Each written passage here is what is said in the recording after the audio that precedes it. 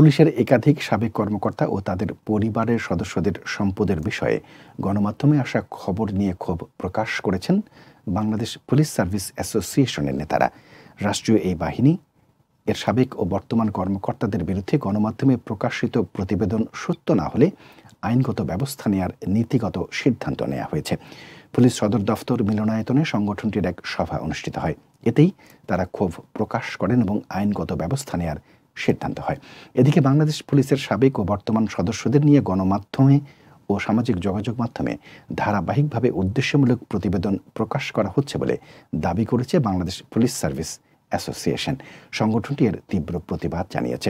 শুক্রবার এক বিজ্ঞপ্তিতে এ দাবি জানায়, ভবিষ্যতে পুলিশ বাহিনী সম্পর্কে কোনো ধরনের প্রতিবেদন প্রকাশের ক্ষেত্রে অধিকতর সতর্কতা অবলম্বন এবং সাংবাদিকতার নীতিমালা যথাযথভাবে অনুসরণের অনুরোধও জানানো হয়। এতে জননিরাপত্তা ও জনশৃঙ্খলা রক্ষার ক্ষেত্রে এ ধরনের প্রতিবেদন প্রকাশ করা থেকে বিরত থাকতেও অনুরোধ জানানো হয়।